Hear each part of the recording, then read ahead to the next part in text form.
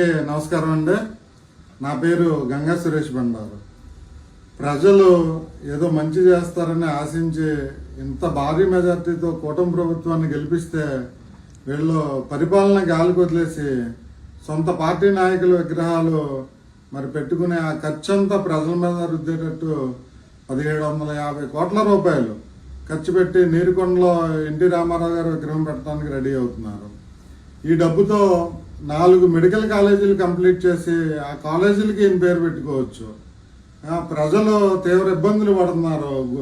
గోతుల రోడ్లో తిరిగి యాక్సిడెంట్లు అయిపోయి చచ్చిపోతున్నారు ప్రజలు. రోడ్లు వేయచ్చు, లేదా ఆరోగ్యశ్రీకి చాలా మంది ఇబ్బంది పడుతున్నారు. ఆరోగ్యశ్రీ రాక ఫీజు రియంబర్స్మెంట్, ఎంతోమంది విద్యార్థులు కాలేజీలో సర్టిఫికెట్లు సబ్మిట్ చేసి ఫీజు రియంబర్స్ అవ్వక చదువు అయిపోయిన ఆ సర్టిఫికెట్లు వెనక్కి రాక మరి ఉద్యోగాలకు వెళ్ళడానికి సర్టిఫికెట్ లాగా చాలామంది ఇబ్బంది పడుతున్నారు.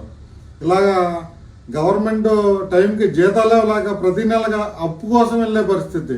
మరి ఇలాంటి పరిస్థితుల్లో మరి వాళ్ళు ఇంత దౌర్జన్యంగా అందరి మీద రుద్దేటట్టు విగ్రహాలు పెట్టడానికి ఇంత ఖర్చు పెట్టి సిద్ధమవుతున్నారంటే ప్రజలందరూ ఒకసారి ఆలోచించుకోవాలి.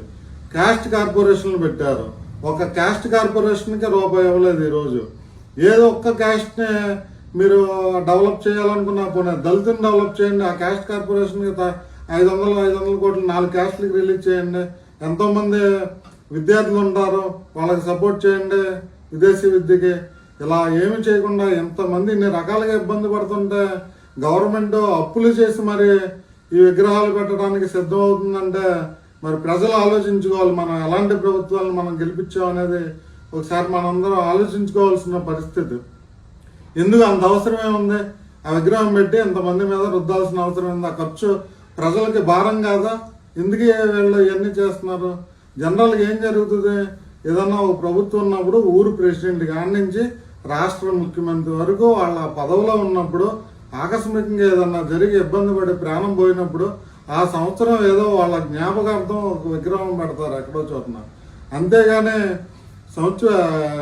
వాళ్ళు కాలం చేసి 30 సంవత్సరాలు అయిపోయినా సరే ఈ రోజుకి ఏదో గ్రాంటెడ్గా తీసుకుని మీకు ఇచ్చిన అధికారాన్ని ప్రజల డబ్బుని ఈ రకంగా దుర్వినియోగం చేస్తూ ప్రజలకి మీరు భారం అవుతూ ప్రజలకు ఎలాంటి సదుపాయాలు కల్పించలేని పరిస్థితుల్లో ప్రభుత్వాలు అప్పులకు వెళ్తూ మరి ఇన్ని కోట్ల రూపాయలు ఖర్చు పెట్టి ఈ ప్రజల మీద రుద్దాల్సిన అవసరం ఏమున్నది? మరి ఎలాంటి ప్రభుత్వాన్ని మనం గెలిపించామో ప్రజలందరూ ఒకసారి ఆలోచించుకోవాలని నేను ఈ వీడియో ద్వారా మీకు విజ్ఞప్తి చేస్తున్నాను. Thank you one and all. నమస్కారం.